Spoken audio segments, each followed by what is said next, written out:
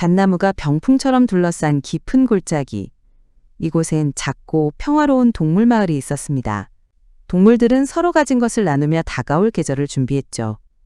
하지만 이 마을에 아주 특별한 재주를 가진 너구리나리만큼은 예외였습니다.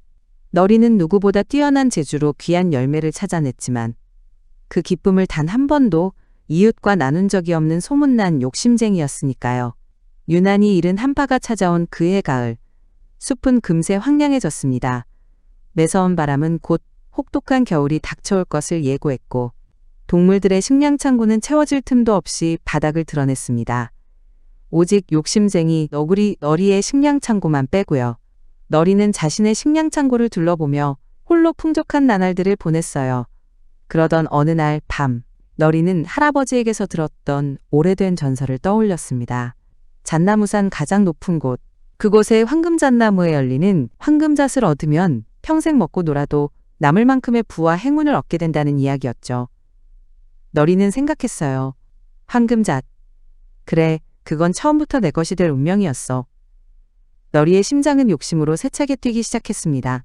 그는 아무에게도 말하지 않고 모두가 잠든 캄캄한 새벽을 틈타 홀로 잣나무산 정상으로 향했습니다. 끝없이 이어진 산길을 한참을 걷고 또 걸어 결국 너리는 황금잣나무를 찾았습니다. 그것을 본 너리가 말했어요. 와, 진짜였어. 저건 전부 다 내 거야. 그 순간 위험 있는 산할아버지의 얼굴이 잣나무 줄기에 나타나서 말했어요. 황금잣 하나를 가져가 평생을 홀로 풍요로울 테냐, 아니면 모두와 함께 나누어 한 철을 다 같이 풍요롭게 날 테냐. 너리는 당당히 말했어요. 저 혼자 풍요롭게 사는 것이죠. 당연히 그걸 골라야 하지 않겠어요? 산할아버지는 체념한 듯 말했어요.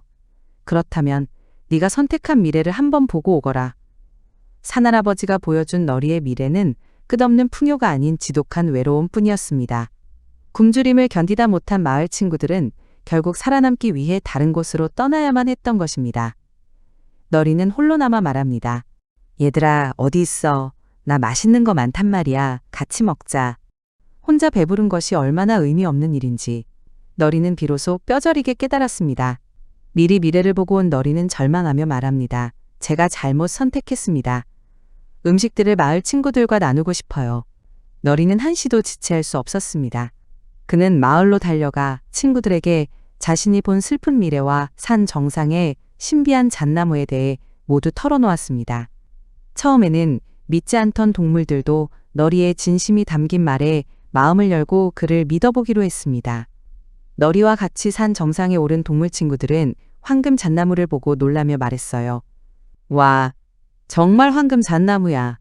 올 겨울을 무사히 넘길 수 있겠어. 마을 친구들은 기쁜 마음으로 잣나무의 잣을 나누어 가졌어요. 너리는 마을에 있는 자신의 창고도 모두 개방하며 말했어요. 이제부터 이곳은 제 창고가 아니라 우리 모두의 창고입니다. 마음껏 나눠요. 그날 이후 욕심쟁이 너리는 마을 최고의 나누망이 되었답니다. 텅 빈 골짜기를 가득 채운 것은 맛있는 음식 냄새뿐만이 아니었습니다. 그것은 바로 함께하는 친구들의 웃음소리였죠.